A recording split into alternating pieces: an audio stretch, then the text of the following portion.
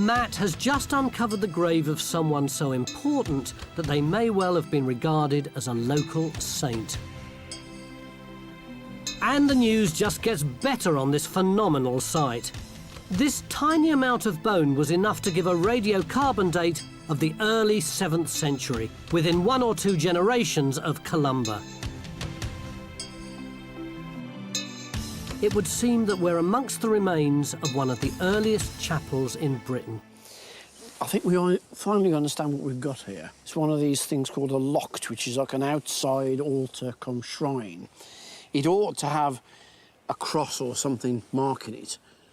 Phil, I reckon as you've now got that, I think that slot in the middle. Absolutely, Mick. I mean, and you can see here, look at the way these stones are all in a line, stacked up. Oh, straight, yeah. That is probably where the cross would have stood. Yeah.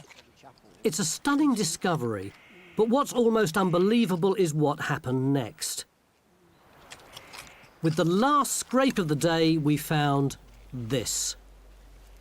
Hidden in plain sight amongst the hundreds of stones we've been examining for 3 days is a part of the original Celtic cross that would have stood proud outside the eastern end of this chapel.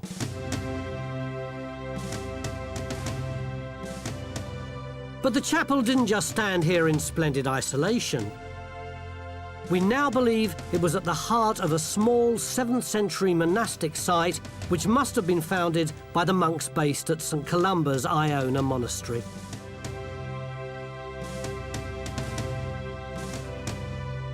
It's a find that will enter the history books. And we even think we can give a name to this monastery.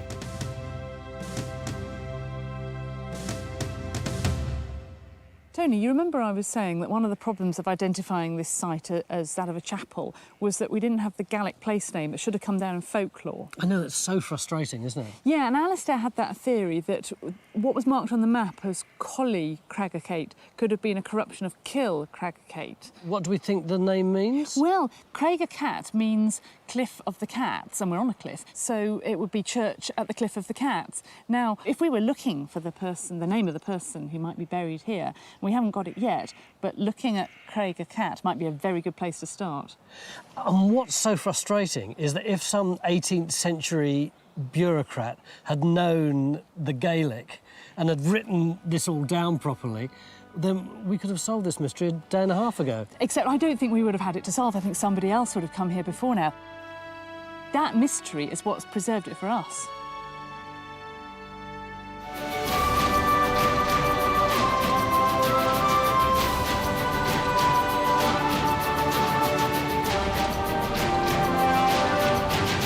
After 2.5 days of struggling to find any evidence of occupation, we might have found not 1, but 2 roundhouses within the enclosure.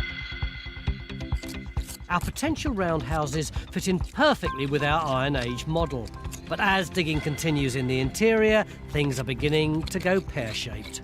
Yeah, that now looks like a bit of a bend at the end of a straight line of stones, doesn't it? It's not looking very roundhouse-like, more like a boat. Yeah, and also we've got more stones coming behind me. Yeah. So I think we've got quite a bit more work to do. All very well, but it's nearing the end of day 3, and there's still loads of work to do to confirm whether we've got our other roundhouse by the southern wall. Earlier on, our environmental archaeologist Emma got really excited about one patch of soggy earth down there. I have, absolutely. This is the best waterlogged deposit we've got from the site. It's going to have the seeds and the beetles in that I need to tell us what was going on in the enclosure. How do you know they're seeds and beetles from a long time ago? Why couldn't they just have dropped here in the last couple of years? Well, they're sealed by the topsoil and they're at the same sort of level as all the floors across the site. Would you like to see some? Yeah. There you go. And are there any seeds and beetles in here? There surely are. Would you like to see what I found? Yeah. Well, we got seeds that suggested that there's a lot of activity and disturbance in the enclosure, which could be humans or animals. But we also got beetles, and we've got a specific sort of beetle that's associated with accumulations of like quite nasty sort of waste associated with human habitation and dung and manure. So that's what this earth's made of? There's a good chance. Thank you for sharing it with me. No problems. Have it back. So, Francis, did we get this house then? Well, no, we didn't, Mick. We thought we'd get a hearth. We didn't get a hearth. We thought we'd get post holes. They're not post holes. But what we have got there are some plough marks which suggest that this house has been ploughed away, the centre of it. Right. But what we have got is over here, look. Yeah. So these are the stones, Mick, that we thought were part of the roundhouse. A lot cleaner now, isn't it? Well, it is. It's a lot cleaner, but as it's been cleaned up, we've seen that these stones are straight and form part of a rectangular building. Right. Right, so it can't be Iron Age, I don't think, but at that end, it's cut by those furrows. So what date are they? 1780 was when this land was enclosed, so... Right, so a pre-18th century building, but not Roman or medieval, presumably. No. I think we're looking at something a little bit earlier than that. Earlier than the medieval. You have that cell thing over there. Yeah. That might be Dark Age. So are we really thinking this is a Dark Age building?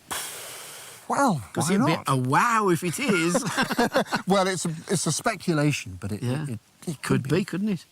So it looks as though any Iron Age roundhouse that might have been here has been ploughed away.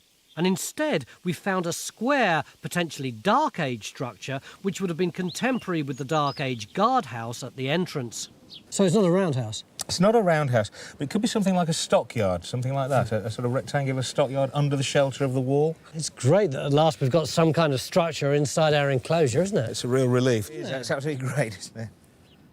Although this roundhouse has also turned out to be square, we still believe it's Iron Age since it was built at the same time as the enclosure and was probably used as a cattle pen lying in the shelter of the wall. It's so frustrating, isn't it? 3 days digging and nowhere have we got a find or any kind of datable evidence from the site at all. Yeah, I mean, it is disappointing, but that isn't actually the only way we work. When you come to a site like this and work on a project like this, there's all sorts of other things you can use. The comparative size and shape of the site itself. You look at its position in the landscape and see if that tells you anything. And we've done that, and they've been very productive, haven't they? So we can say quite firmly, this is a late Iron Age enclosure. This is essentially a farmstead, a very elaborate one, but a farmstead probably of the late Iron Age period. Can we say any more than that? What we can say is where we've got evidence for this site in Northumberland at South Headon, where there seems to be a largely pastoral economy towards the end of the Iron Age, and that's quite important because we can then compare that with other sites where you find big enclosures but there's only a very small number of houses in them. What's all that other space used for? It seems to be because you need space to bring the animals in. They're your investment, that's your power base, as it were, in this bit of landscape within which they live. So our 3-day siege has brought us closer to untangling the age-old mystery of the castles. The enclosed farmstead was built in the Iron Age. Its 5-metre thick stone walls would have stood 3 metres high, and the eastern entrance was fronted by 2 massive stones flanking an impressive wooden gate. There would probably have been a large stone roundhouse positioned opposite the gate. Stone cattle enclosures were built in the shelter of the walls, which would have protected the livestock.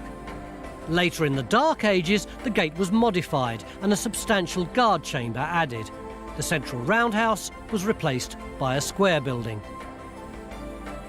This is our best bet for a building, but what strikes me is the contrast between the massive presence of this monument in the landscape and the few fragments of evidence we've got for the people who lived here.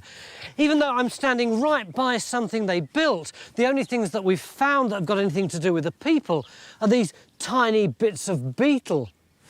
This monumental structure has been an enigma for centuries, but by pulling together a team of experts, from archaeologists to stone wall builders, we're at last clearly beginning to see its identity, even if the identity of the people who actually lived here remains tantalisingly just out of reach.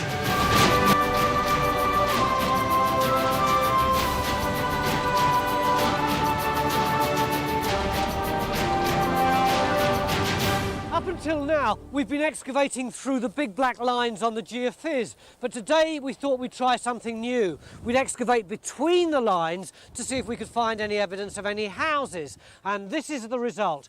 Huge trench with absolutely nothing in it. Not very helpful. The grand plan hasn't exactly set the world on fire, has it?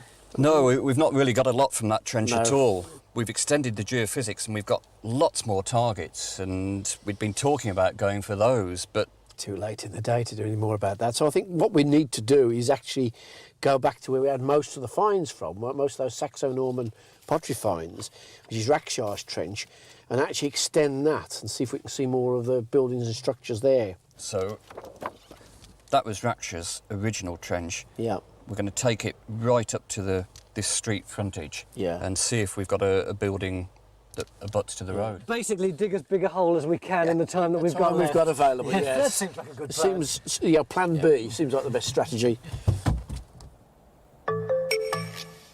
So we're extending Rackshaw's Trench and moving extra diggers in for one last push to find evidence of a building.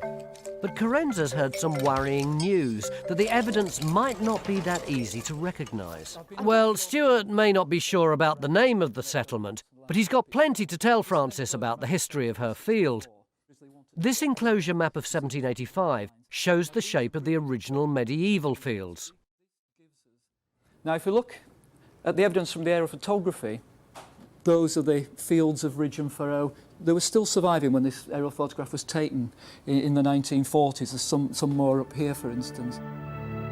Victor's drawing shows the kind of settlement that Stuart believes was here just before the Norman conquest. But he reckons the settlement was abandoned when this field was needed for ridge and furrow ploughing as Skipsea was expanding.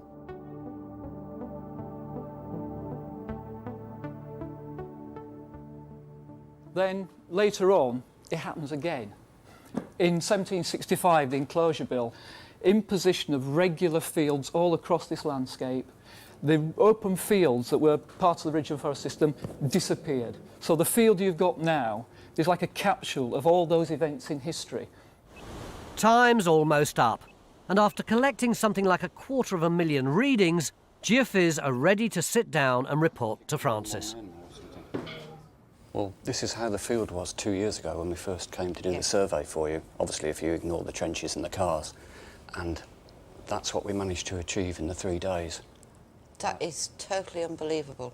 I'm still amazed myself. I mean, we've gone into your neighbour's field now, and it just continues in all directions. We've not actually been able to find a limit to the site.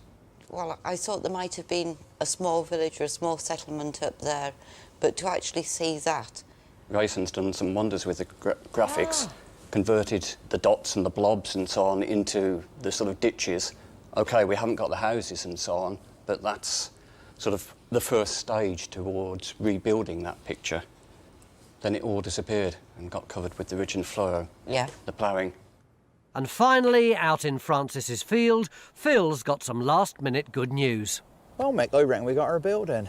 Yeah? I really do.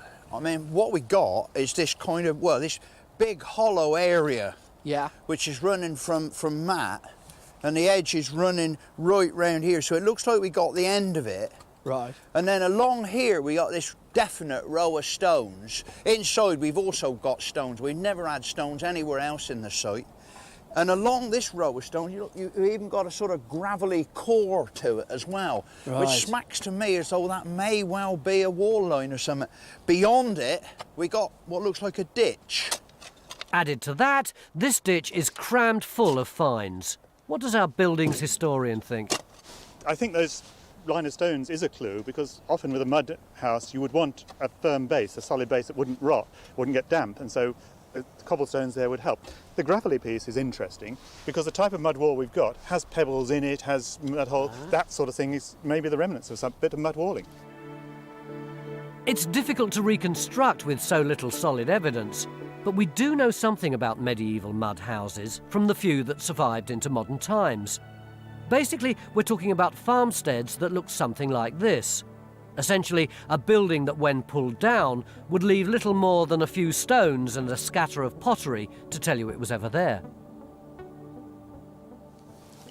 Are you confused by all the information you've got, or has it all become crystal clear? I think it's almost become as clear as mud, but there's just so much, absolutely so much. Whose evidence really impressed you? I think geophys, because they have shown the extent of it, but then the evidence of the fact that we've got the bottom of our pond is 13,000 years old, the end of the last ice age, and we can actually tell what the scenery was like then. But it's just the whole thing is overwhelming. But it's the importance of what this plot has revealed that tips the balance in favour of GeoPhys. Their survey is showing a range of periods of occupation, dating at least from the Iron Age through to a rarely found settlement of the Norman period. Untangling the many phases and ditches is a massive job, but this is Victor's attempt to show Francis what life was like here around the time of the Norman conquest. Hello, my name's John Gator. Time Team is fan-funded by Patreon. This vital support helps us to make new episodes. Joining Patreon gives you access to exclusive interviews, 3D models and masterclasses, plus lots more.